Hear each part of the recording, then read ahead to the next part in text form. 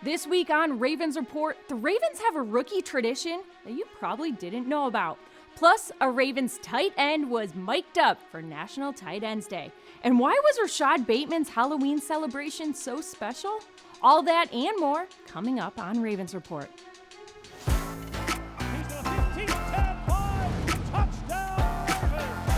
They're dancing in the aisles. Oh, what a scene we have at M&T.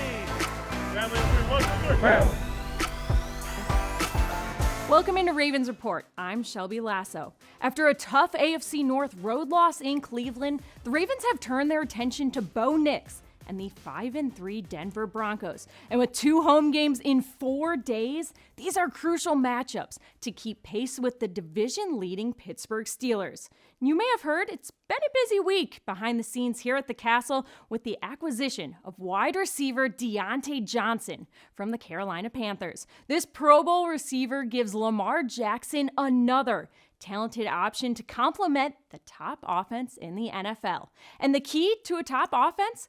Having a great offensive line. So let's take a look at how the O-line gets fueled for a road game.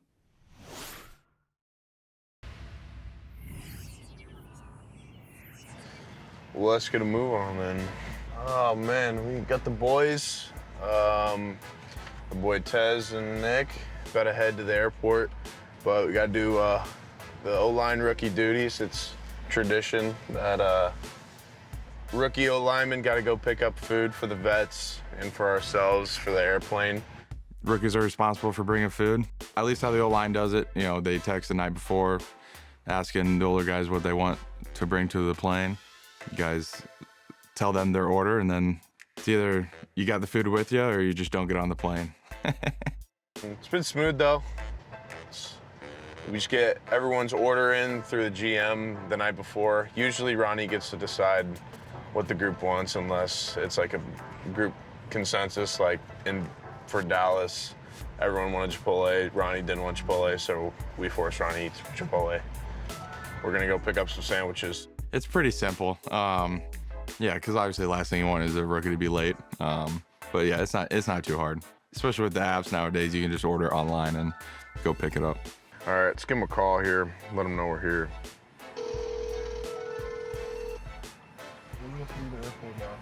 We got plenty of time. I got this all mapped out. Were you the rookie? Yeah, I was a rookie. Okay, any war stories? Oh gosh. Yeah, none of the wings were made. There's about 150 wings, and I was pulling up to the plane, pretty close to the deadline. So, hey, stuff like that happens though. So here's what it is. Sweet, I'm good to go. Let's do it.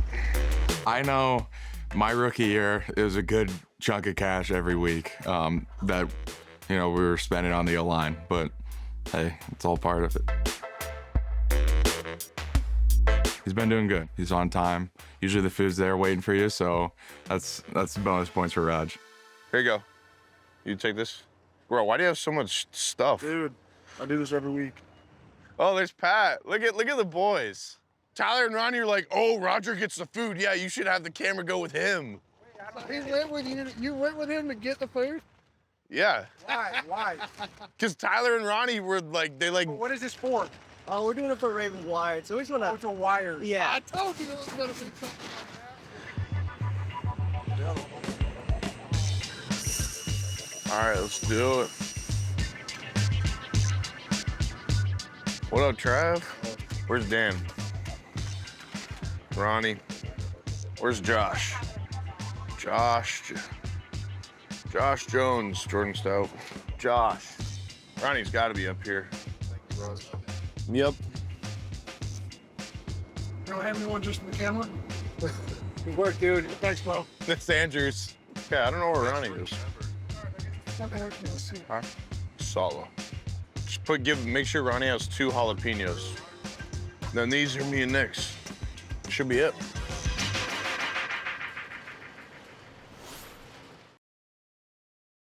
As with most jobs, there are other duties as assigned, and apparently that's no different for rookie linemen in the NFL.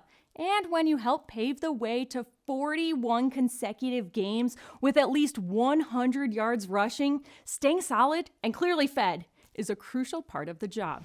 Coming up on Ravens Report, it was National Tight Ends Day in Cleveland. So which Raven wore the mic for the big holiday? We'll find out after this break.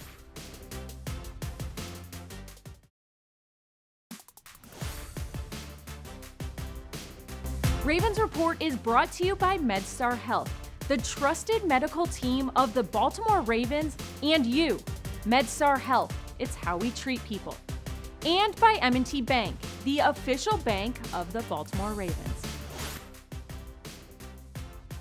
Welcome back to Ravens Report. As I've been saying all year, when it's an AFC North battle, especially on the road, the records don't matter.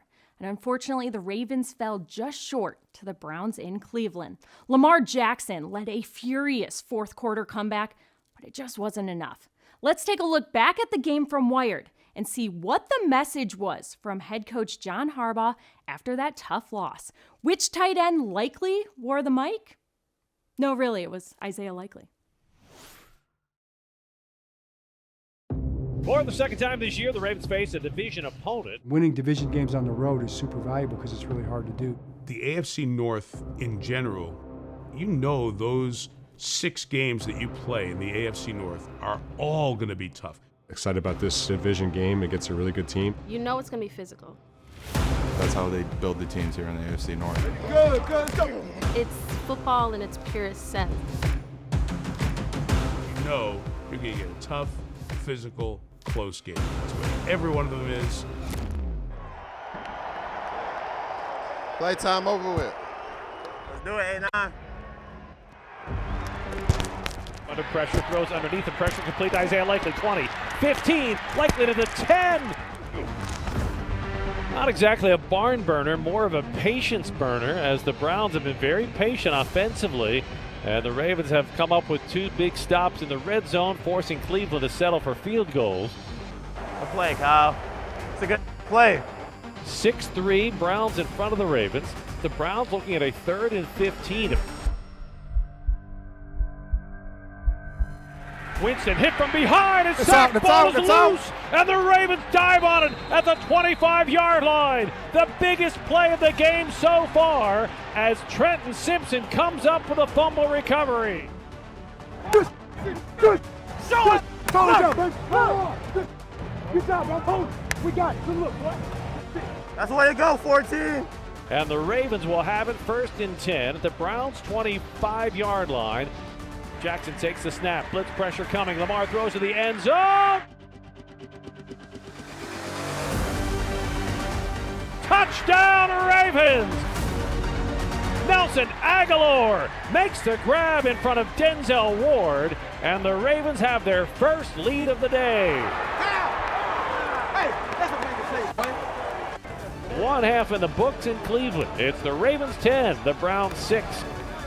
You know these divisional game Good.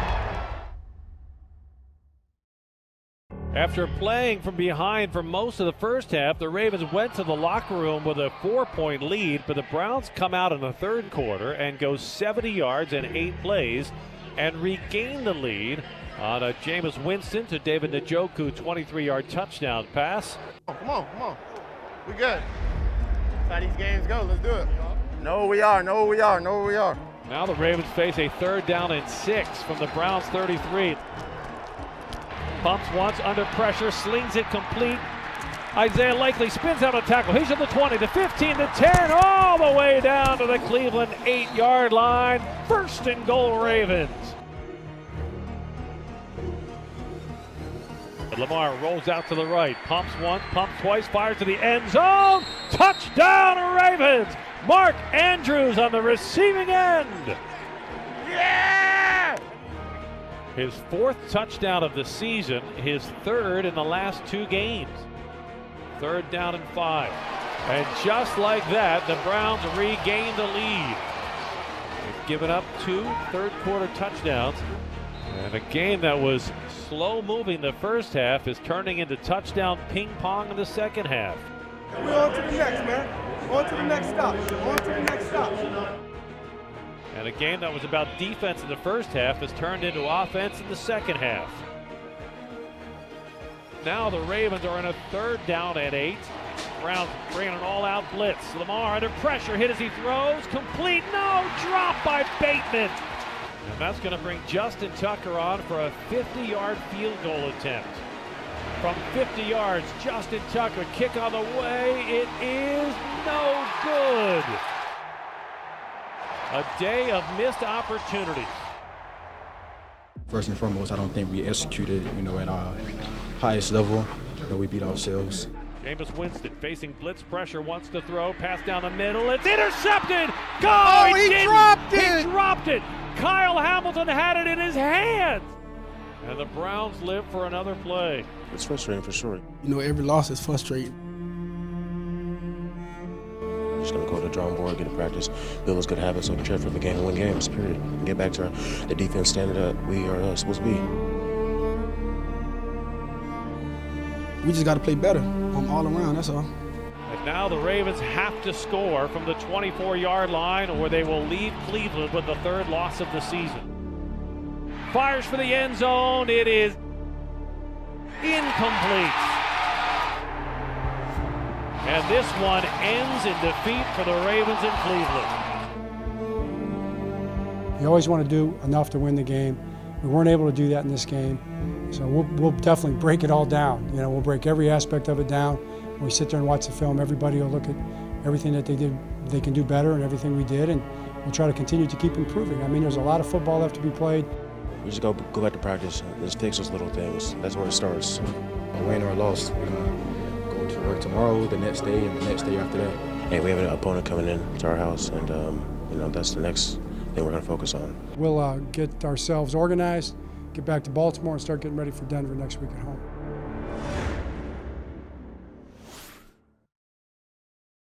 Well, there is improvement to be made on both sides of the ball. Earlier this week, John Harbaugh spoke about his confidence in this group of guys and their ability to pick up their play as the season progresses.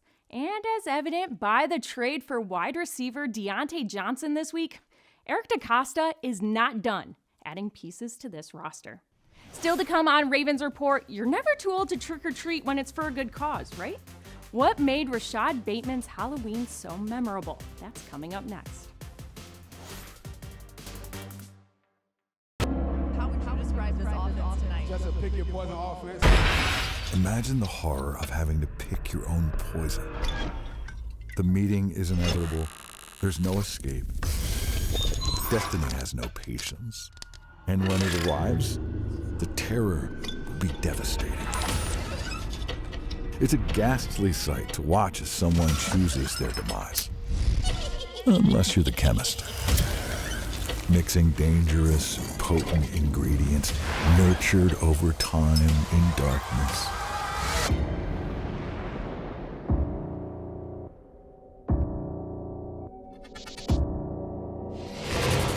A dash of speed, a handful of power, and finishing with the rarest of blends.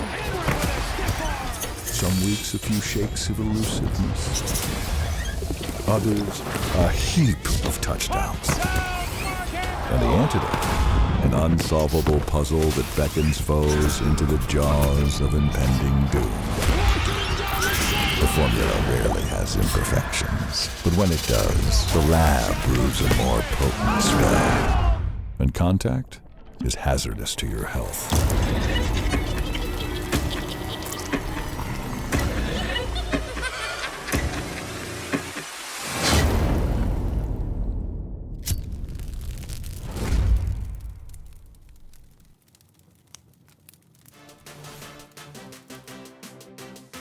Welcome back to Ravens Report. One of the pillars of this Ravens organization is to be a positive force in the community.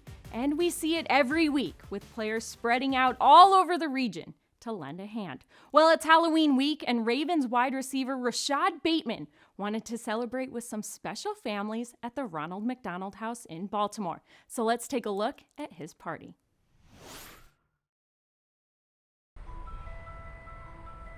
The Ronald McDonald House is to provide a temporary home away from home for kids who have injuries or illnesses of all sorts of types, a safety net for them.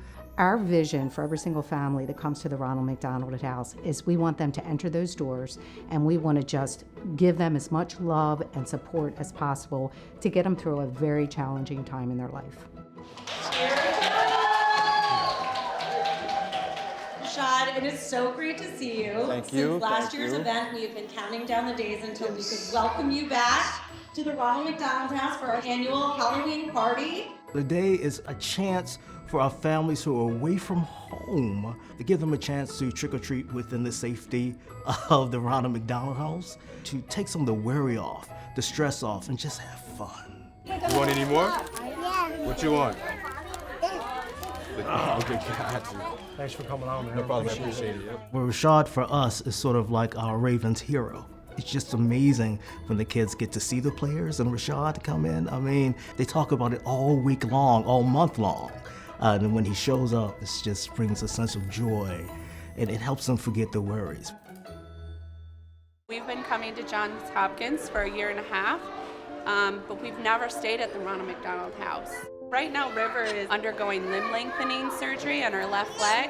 This is a long road for her, but with such a long stay, we ended up here, and I was really nervous, but I walked in these doors and I just started crying. I was like, this is so amazing.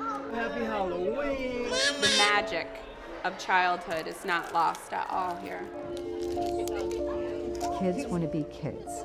And if you can bring an hour of trick-or-treating and make it fun, that's what we're going to do. And we're going to go out in the community and find that support, because these kids love it. And to see the parents, I mean, the moms and dads, I mean, they very much appreciate everything that's done for them. The boutique that he set up and sent over those costumes, it's like Christmas for the girls. It's the best day of my life. He took so much time with every single child and just so generous and thoughtful. Moved to tears almost every day. The generosity. You want to be a positive role model.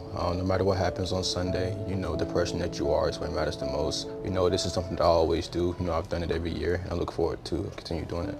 Ronald McDonald House, the number of families we've served, they're going to have a special evening. So thank you from the bottom of our hearts.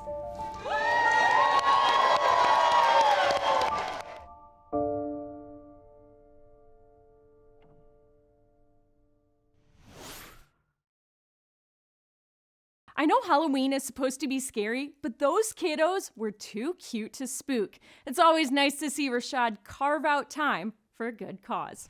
Coming up on Ravens Report, what group do I expect to step up this week against Denver's rookie QB? I'll let you know after the break.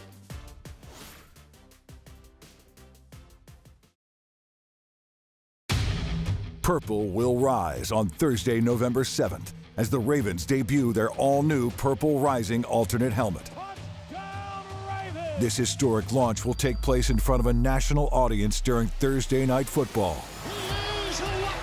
As the team welcomes the Bengals to Baltimore, join the uprising and wear purple to the bank. For helmet details and tickets to the game, visit BaltimoreRavens.com/Purple Rising.